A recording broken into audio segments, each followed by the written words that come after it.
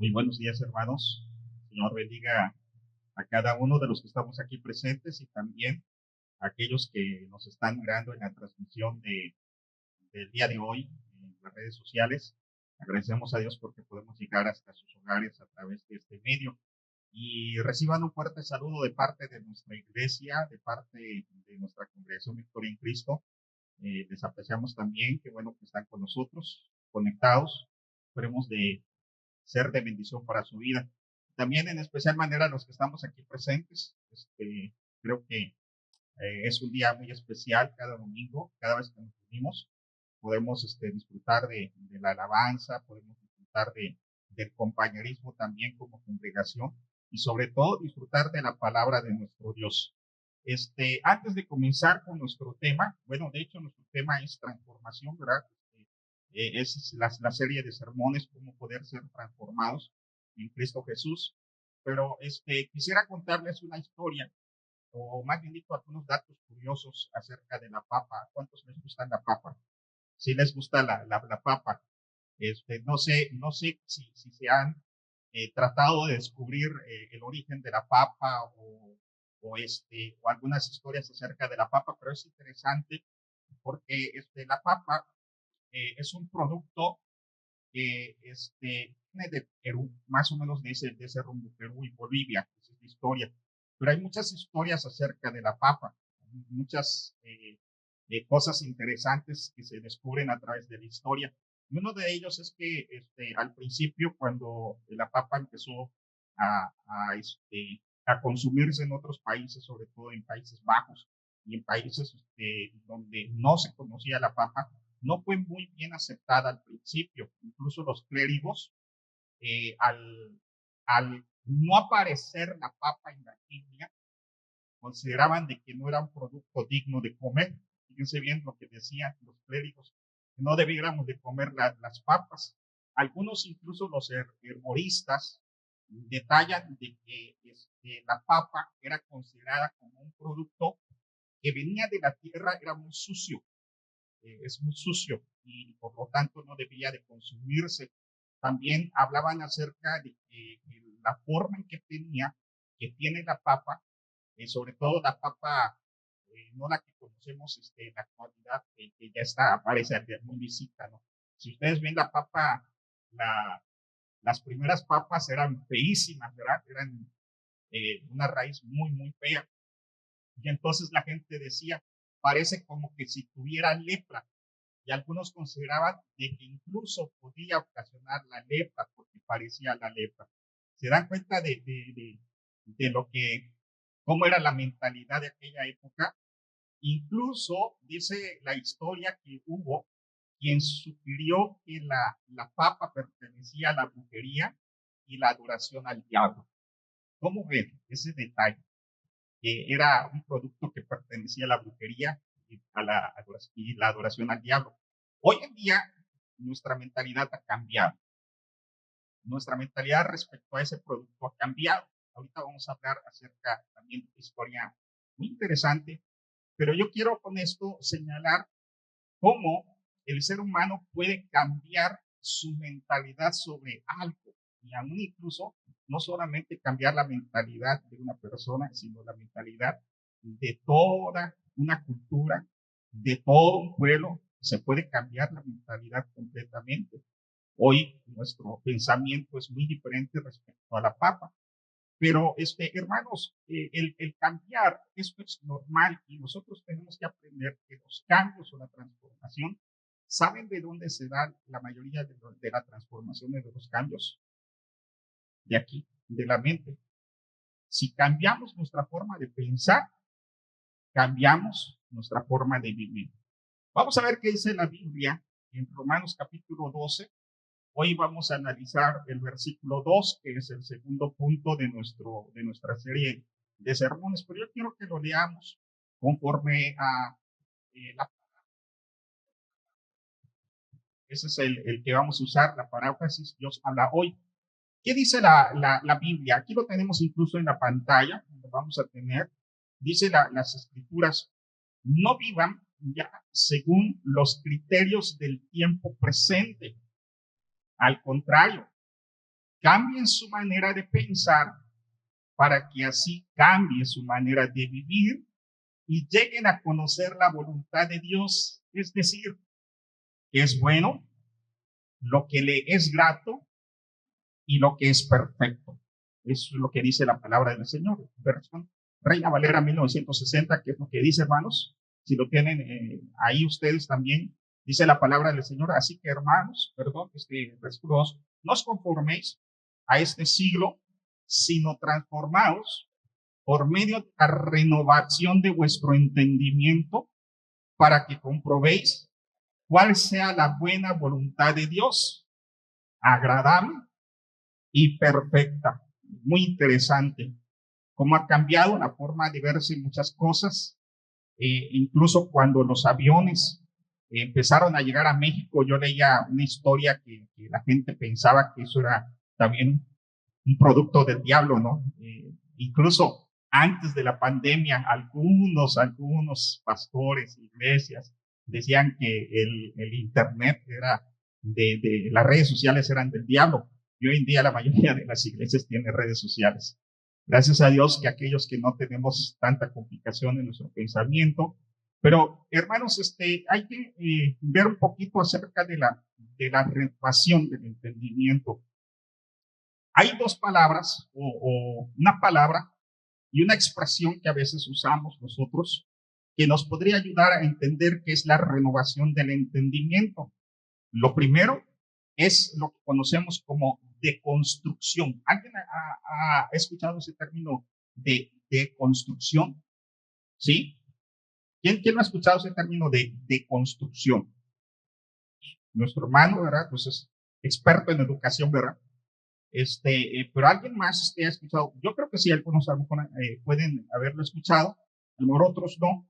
¿De qué se trata la deconstrucción? Esto es una forma de análisis intelectual, es una manera en que una persona agarra un concepto, un tema, y trata de ver las contradicciones y los supuestos que hay, borrando prácticamente todo lo que tenía en su mente y empezar de cero. Eso es deconstrucción.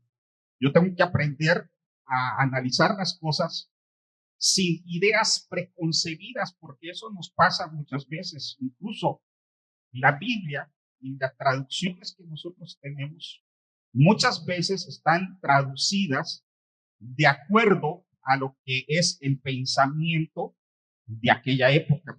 Yo estaba en esta semana viendo algunas nuevas traducciones de la Biblia y revisaba que hay dos tipos de traducciones muy interesantes. A mí me gustaría leerlas, las voy a leer las dos. Una es la Reina Valera contemporánea y la Reina Valera actualizada. Son dos diferentes. La Reina Valera actualizada es la misma Reina Valera que tenemos nosotros, pero buscando cambiar el lenguaje, porque el lenguaje que tenemos es de 1960. ¿De hace cuántos años? 65 años aproximadamente. Y entonces muchas personas a veces no entienden algunas palabras que vienen en la Reina Valera de 1960. Y por otro lado está la Reina Valera contemporánea, que esa es una traducción, esa no es una revisión. La Reina Valera actualizada es una revisión de la Reina Valera 60, simplemente cambiando palabras. En vez de dijiste, o cosas así, ¿no? Es más aquí. Pero la Reina Valera contemporánea se trata de una versión donde se busca, sin perder el texto receptus, que es donde se traduce la Reina Valera, hacer la traducción con un lenguaje latinoamericano. ¿Por qué estoy mencionando esto? Porque al final de cuentas, hermanos, nosotros tenemos que ir analizando todo, ¿verdad? Y algunos vamos con ideas ya preconcebidas. Eso es lo que decíamos nosotros. Las traducciones fueron muchas veces a través de ideas preconcebidas. Incluso a mí me gustaría que en muchas de las traducciones viniera no la palabra griega, sino la palabra en español. Por ejemplo, diáconos. Nosotros tenemos diáconos, ¿verdad? Ay, se escucha el nombre de diáconos, ¿no? Y los diáconos, no sé cuántos diáconos hay ahorita, pero ¿qué significa diácono? ¿Qué significa? Servidor. ¿Y por qué no mejor lo traducen? Dicen, escogieron a personas servidores, ¿verdad? Pero lo que tradujeron fue, escogieron diáconos. Pero hubiera sido mejor, ¿escogieron qué? Servidores. ¿Cuántos quieren ser servidores? Ninguna mano levantada. Bueno, en otras iglesias sí quieren ser servidores. ¿Cuántos quieren ser servidores? Amén, gloria a Dios por los que sí quieren ser servidores. Pero fíjese, esto es importante a veces, hermanos, para cambiar un concepto generalizado. Es muy difícil la deconstrucción social o la deconstrucción intelectual de una comunidad. Tiene que empezar por una sola persona o por una persona que decide empezar a ser transformada en su mente. Tiene que cambiar. A mí me gusta un libro de Christian Schwarz, es un teólogo alemán. Él escribe un libro que se llama Cambio de Paradigma. Si alguien quiere leerlo, por favor, léalo. Pero hay otra frase que usamos nosotros para hablar acerca de ese cambio de mentalidad, que es mente abierta, ¿verdad? Mente abierta. ¿Y saben qué nos pasa a nosotros cuando vamos creciendo? Nos cerramos en la mente. Nos vamos cerrando. Cuando el niño va creciendo, en sus primeros años de vida llega una etapa. Aquellos que hemos sido ya papás, ¿verdad? Me estoy preparando para el siguiente. Pero ¿qué es? Llega una etapa donde están los niños con el famoso ¿por qué? ¿Verdad? ¿Y por qué esto? ¿A quiénes les tocó vivir esa etapa de los papás? ¿Por qué? ¿Y por qué? ¿Y por qué? Y le dices, ¿y por qué? ¿Y por qué? Y no los convences tan fácil, ¿verdad? Pero es que son ellos como una esponja que están descubriendo todo su mundo, todos sus conceptos los están creando, están analizando todo. Y lo van a entender de manera muy diferente a la nuestra. Los niños les dicen algo y lo entienden de manera literal. Es difícil entrar a la mente de un niño. Para entrar a la mente de un niño, tendrías que tratar de pensar como antes, ¿verdad? Cómo pensaste tú al principio, pero mientras vas creciendo, tus ideas se van arraigando y llega un momento en que es difícil cambiar nuestras percepciones. Es difícil, no imposible, porque lo que tenemos que aprender es a renovar nuestro entendimiento. Es la invitación de parte de Dios a todos los que estamos aquí, a los que nos están escuchando, a que seamos renovados, no solamente una deconstrucción o simplemente una mente abierta, es renovar totalmente la mente, es tener la capacidad de alejar completamente los pensamientos, los principios y los valores obtenidos para tomar aquellos que vienen de la palabra de Dios y de Cristo. Es quitar toda arrogancia de creer que ya sabemos todo o que solo nuestros pensamientos son los correctos. Ejemplo, por ejemplo, las doctrinas. Mucha gente ya tiene una doctrina preconcebida y no es difícil moverlos.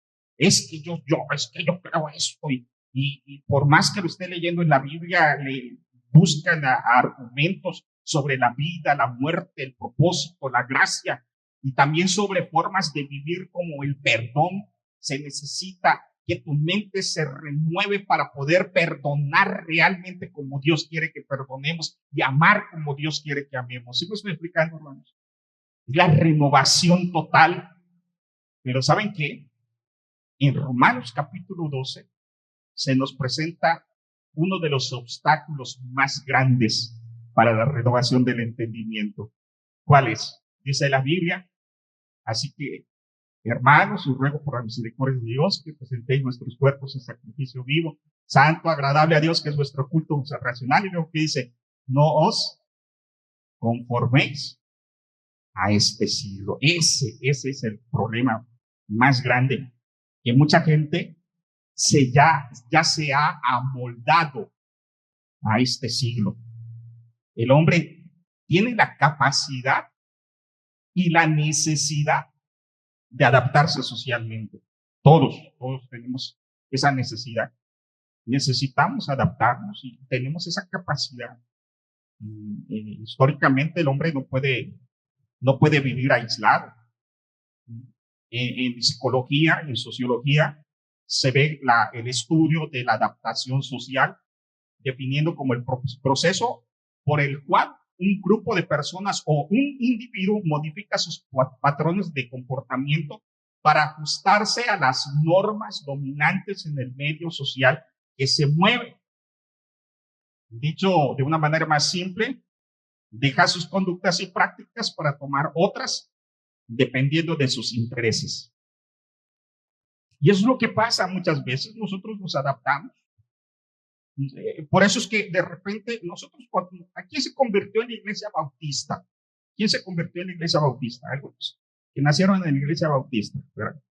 La mayoría. Nos convertimos en la iglesia bautista y entonces se nos hace difícil entender el pensamiento de la iglesia pentecostés, carismática o de otro grupo. Y al revés, ¿quién nació en la iglesia pentecostés? Nuestro hermano Javier, que no está, espero que Dios le esté bendiciendo, está en la Ciudad de México, nos dijo que iba a salir de viaje. Y los que nacieron en la iglesia pentecostés, a veces de repente adaptarse a otra cultura, a otro pensamiento, sí es complicado, es un poquito difícil, me estoy explicando. Pero el ser humano necesita adaptarse y empieza a definir conceptos, empieza a definir, pero lo difícil es cuando uno va creciendo y necesitas adaptarte, sobre todo los jóvenes que llegan a la secundaria y necesitan adaptarse, crear grupos, crear relación, necesitan adaptarse, pasan a la preparatoria y es muy diferente la preparatoria, luego llegan a la universidad y tienes dos opciones, o adaptarte o ser rechazado. Y el cristiano también, ¿verdad? O se adapta o empieza un conflicto en su vida, ¿verdad? Ahora, el individuo, el cristiano, debe aprender el concepto bíblico para la transformación. Nunca te adaptes a este mundo o a este siglo. Porque este mundo no es nuestro. No pertenecemos a este mundo. Nosotros tenemos valores mucho más altos. De hecho, la palabra mundo viene de aión. Pero antes de pasar a esto, quiero decirles una frase que nosotros, hay una frase que algunos han dicho, en especial manera Jim Rohn, él menciona que eres el promedio de las 5 personas con las que más tiempo compartes. Eres muy parecida a esas 5 personas. A ver, trata de pensar, es un análisis mental, con qué tipo de personas te relacionas. O el dicho popular mexicano, ¿verdad? Dime con quién andas, te diré quién eres, ¿verdad? ¿Con quién te relacionas? ¿Con quién te relacionas? Allá en el centro de rehabilitación, yo les comentaba la vez pasada cuando fui a hablar con los del centro de rehabilitación, el problema es que muchas veces salen del centro de rehabilitación y regresan. ¿Y con quién regresan? Con las mismas personas con las que, ya saliste, mira, te invito, mira qué bueno, vamos a festejar que ya saliste. Y otra vez en la recaída. ¿Con quién te juntas? ¿Con quién andas? ¿Cuáles son tus principios, tus valores o los principios y valores y la forma de vida de las personas con las que tú te estás relacionando? Piensa un momento en ese tipo de gente, por lo menos los 5 más cercanos. Y por eso es que en el caso de aquellos que están ya casados, se dan cuenta de que el esposo y la esposa de repente ya piensan igual, o simplemente verá a la esposa con la pura mirada. Ah, de cierto, ya. Pero sí, ¿verdad? Ya saben lo que... el esposo ya dice, este está molesta. ¿Sí? ¿Por qué? Porque nos identificamos. Así somos nosotros. Ahora, la Biblia nos invita a que no nos amoldemos a este mundo. ¿Por qué? ¿Por qué no nos debemos de amoldar a este mundo? El mundo del que habla aquí y que en la palabra griega es aion, se refiere a la era, al sistema de pensamiento presente. No se refiere a la gente, sino se refiere a lo que hay en el mundo. Vamos a ver qué dice la Biblia en 1 de Juan, capítulo 2, versículo 16. ¿Y por qué no se refiere a la gente? Mientras están buscando este texto, quiero decirles que nuestro Señor Jesucristo, Él convivió con la gente de su época. Incluso estuvo sentado con publicanos, con pecadores, con muchas otras personas. Se alejó del mundo, de la gente, nunca, sino cómo iba a ganarlos y extender su reino. Al contrario, él tuvo una relación muy estrecha con 12 personas, con las cuales los llamó para que estuviesen con él, para enseñarles a predicar, que tuvieran autoridad. ¿Qué dice la Biblia respecto al mundo? Dice, el mundo, respecto al mundo, ¿qué dice, hermanos? Yo lo tengo aquí en la versión internacional. Me gusta mucho esta versión también. Versión internacional dice, pues el mundo solo ofrece un intenso deseo por el placer físico, un deseo incansable por todo lo que vemos y el orgullo de nuestros logros y posesiones. Nada de eso proviene del Padre, sino del mundo. Y dice en la versión 60, y el mundo pasa y sus deseos, pero el que hace la voluntad de Dios permanece para siempre. Es muy, muy importante entender. Yo no me puedo amoldar a este mundo, porque si me amoldo a este mundo, cambia mi forma de pensar, mis valores, cambia todo lo que yo hago. Entonces, necesito evitar esto. Este es un obstáculo cuando te quieres amoldar al mundo, cuando te quieres amoldar a los patrones, ser influenciado. La transformación se da cuando no nos dejamos influenciar, sino que nos convertimos en agentes de cambio. Ahora bien, yo conozco a muchos cristianos camaleones. ¿Qué es el camaleón? ¿Cómo hace el camaleón? ¿Verdad? Cambia de color conforme a su entorno.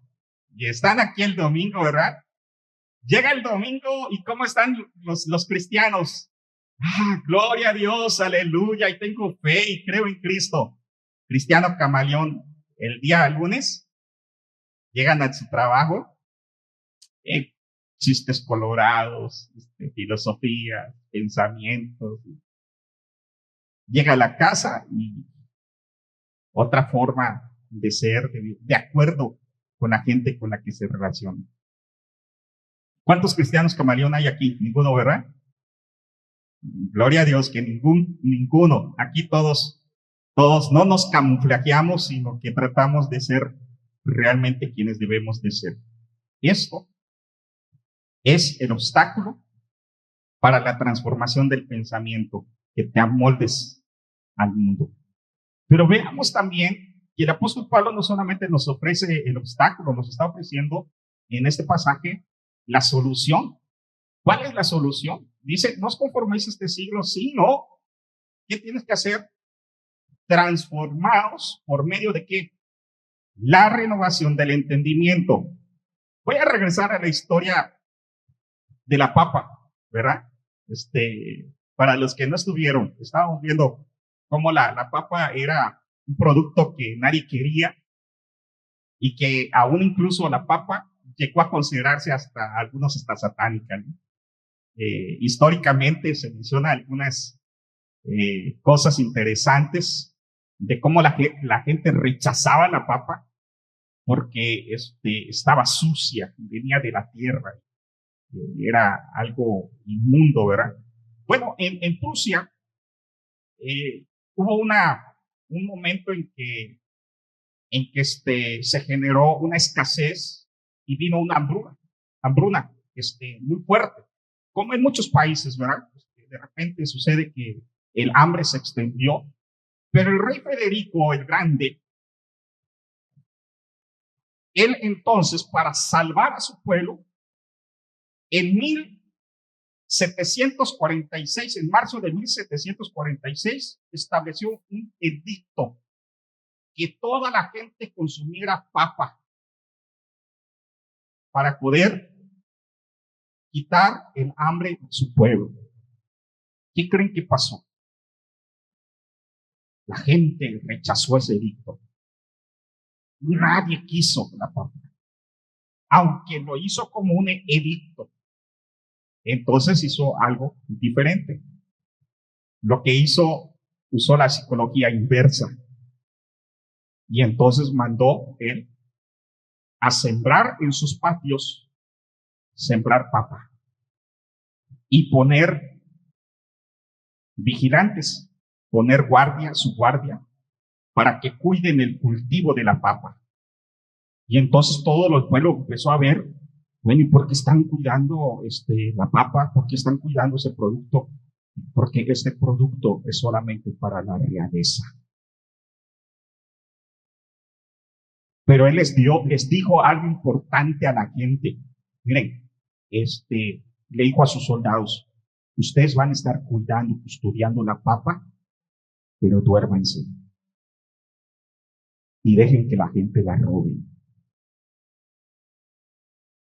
Y entonces la gente, cuando vio que el rey, y estaban sembrando papa, comida para el rey, este producto es de la realeza, ¿saben qué hacían la gente? Le agarraban papa y la sembraban. Y están comiendo comida de rey, y así se salvó Prusia en esos años, porque comieron la papa. ¿Qué fue lo que cambió?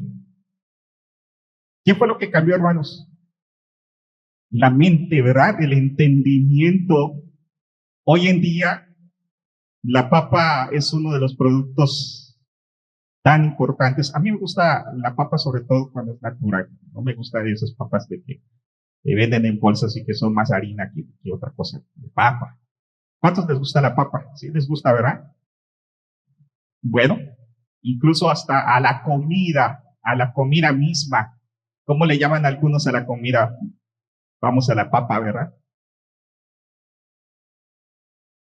Vamos a papear también. Pero comenzaron entonces a cambiar su pensamiento. La palabra que se usa en la Biblia para representar lo que es esta transformación de pensamiento o de renovación es anakainosis, que significa hacer de nuevo o renovar completamente. Eso es lo que significa la palabra renovar completamente. No es solamente un cambio de 2, 3 pensamientos. No es solamente, acepté a Cristo como mi Señor y Salvador y con eso es suficiente. No, yo tengo que renovar. Si tú quieres una transformación real como cristiano, tienes que renovar tu entendimiento del cristianismo. Tienes que renovar todo completamente.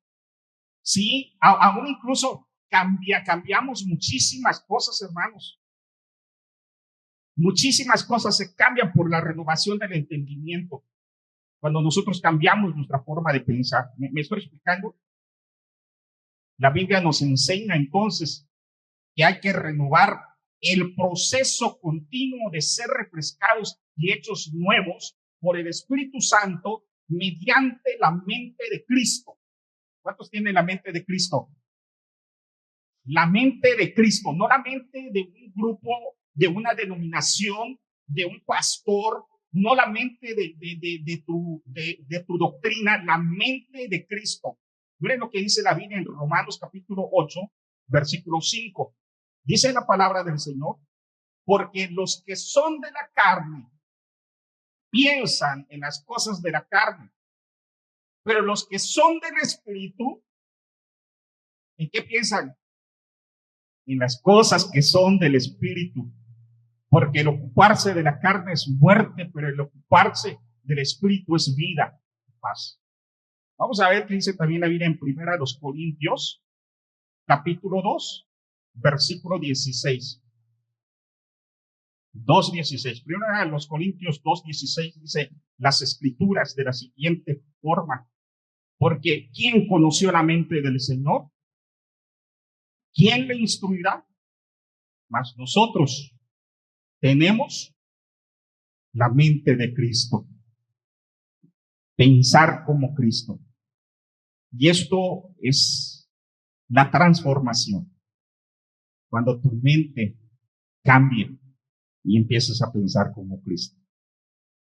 Dijimos la semana pasada que lo primero para la transformación, ¿qué tiene que ser? Es sacrificio.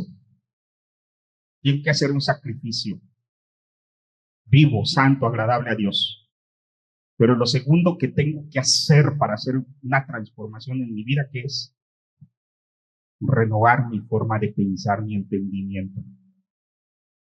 Este es el plan de Dios para tu vida, que tú tengas la mente de Cristo. ¿Cómo será? Voy a darles nada más algunos consejos respecto a el cambio de mente. Lo primero, quiero invitarte a que abras tu mente a Cristo y a su palabra. Si alguien no lee la Biblia, nunca va a cambiar. ¿Dónde está el pensamiento cristiano y el pensamiento de Cristo? ¿Dónde está, cuando hablamos de la mente de Cristo, dónde yo puedo conocer cómo piensa y qué es lo que Dios quiere? ¿Dónde? En su palabra. Entonces lo primero que tengo que hacer es abrir mi mente a Cristo y a su palabra. Hoy estamos aquí reunidos porque estamos abriendo nuestra mente, ¿verdad? Y algunos están medio cerrados. Algunas cosas sí las aceptan y otras no. Bueno, perfecto, tienes que analizarlo. La Biblia dice que todos tenemos que aprender a analizar las cosas y saber si son correctas o no son correctas. Pero otros sí están súper abierta la mente, ¿verdad? Tengo que abrir mi mente. ¿Qué Dios me quiere decir hoy? Y si veniste solamente por tradición, sin abrir tu mente, no hay cambio, te vas a ir como llegaste. Así te vas a ir. No pasó nada. Fue social, simplemente viniste a ver a tus hermanos, saludarlos, pero necesitas abrir tu mente, aceptar que puedes estar equivocado y que puedes seguir aprendiendo. Número dos, resistir a las influencias externas. ¿Quieres una transformación de tu mente? Hay que resistir a las influencias externas. Se debe vivir resistiendo las presiones de la sociedad, de la cultura, los medios de comunicación que intentan moldear a la sociedad con valores no cristianos. Y entonces yo tengo que rechazar toda influencia externa a mi pensamiento, porque yo ya le abrí la mente a Cristo. 3, cuidar el contenido que consumas. Cuida el contenido que consumes en televisión, en redes sociales. Hermanos, estamos en la época de la información y es más, tú puedes agarrar el internet y vas a buscar de todo, vas a encontrar de todo, pero tienes que cuidar porque no todo lo que aparece puede realmente ser correcto de acuerdo a la palabra y el pensamiento de Cristo. cuida lo que observas, incluso cuida tus pláticas, porque las malas conversaciones, que dice la Biblia, rompen las buenas costumbres. Cuida lo que consumes. 4, cultiva el discernimiento espiritual. Esto del discernimiento espiritual no solamente es un don. Hay gente que tiene discernimiento, así capta cuándo es de Dios y cuándo no es de Dios. Pero todos los cristianos estamos llamados a la reflexión y tener un discernimiento espiritual. ¿Sabías eso? ¿Cómo puedes tú tener discernimiento espiritual? Ora al Señor, mantente en comunión con el Espíritu Santo, pídele dirección, activa la capacidad de distinguir entre la verdad de Dios y las mentiras, la desviación del mundo, para no aceptar las cosas que no son de parte de nuestro Señor, sino que todo lo que sea conforme a su corazón. Y por último, esfuérzate y sé paciente. ¿Quieres una transformación de tu mente? Tienes que esforzarte. Esfuérzate. Llega temprano a las predicaciones. Esfuérzate, lee la Biblia. Esfuérzate, tienes que esforzarte, porque la transformación no es un cambio mágico. ¿Sí me estoy explicando? No es un cambio mágico. Señor, transforma mi mente. Sí, ahí te va la transformación de tu mente. No, Dios nos dio las herramientas. Dice, ¿quieres transformación de mente? Aquí están las herramientas. Mi palabra y tu comunión conmigo. Esfuérzate. ¿Sí me estoy explicando? Pensamiento viene cuando nos esforzamos, porque es un proceso que requiere disciplina, paciencia, para eliminar lo que no es y asimilar más la imagen de Cristo. Filipenses 4:8 nos dice lo siguiente: por lo demás, hermanos, ¿qué dice? ¿Ya lo tienen? Sí, también lo tenemos aquí en la pantalla por si alguien no trae Biblia o no lo ha buscado. Dice, por lo demás, hermanos, todo lo que es verdadero, todo lo honesto, todo lo justo, todo lo puro, todo lo amable, todo lo que es de buen nombre, si hay virtud alguna, si algo digno de alabanza, en esto pensar. ¿Dónde debe estar tu mente? ¿En qué debes de estar pensando? No están pensando en, ¿cómo le voy a hacer mañana? Sí, tienes tú que hacer un análisis de tu vida y hacer, pero tu mente tiene que estar ocupada con las cosas positivas. Están pensando en, es que la hermanita no me habló, o el hermanito, no me saludó, y empiezan a pensar muchas cosas, cuando la mente debe estar ocupada en Cristo, en su palabra. Me estoy explicando, ¿en qué estás ocupando tu mente? ¿La estás ocupando en lo bueno, lo honesto, lo justo, lo puro, lo amable, lo que es de buen nombre? Si hay alguna virtud, algo digno de alabanza, en eso hay que pensar. Y la renovación del entendimiento, cuando tú logres empezar a transformar tu pensamiento, vas a recibir la recompensa más grande en tu vida. ¿Cuál es la recompensa? Vamos al texto, Romanos 12:2. ¿Cuál es la recompensa? Para que comprobéis cuál sea la buena voluntad de Dios. Esa es la recompensa, comprender la voluntad de Dios, agradable y perfecta. A mí me gusta mucho esta triple descripción de la voluntad de Dios, porque no solamente nos enseña cómo es Dios, sino también nos enseña cuál es el plan de Dios para nosotros. La voluntad de Dios, o sea, el propósito de Dios para nuestra vida, el objetivo de Dios, la voluntad de Dios, ¿cuál es? ¿Cómo es? La voluntad de Dios, primero, es buena. Yo no puedo esperar cosas malas de un Dios bueno. Dice las Escrituras, si nosotros siendo malos le damos cosas buenas a nuestros hijos, ¿cuánto más nuestro Padre? ¿Alguien cree que Dios le va a dar cosas malas? ¿Que su voluntad es mala? No, yo creo que sus propósitos siempre van a ser buenos para mi vida. Dios es bueno. Ese es el principio bíblico. Dios es bueno. Dios es grande, poderoso, pero sobre todo Él es bueno conmigo, bueno día tras día. Nunca me paga como yo soy.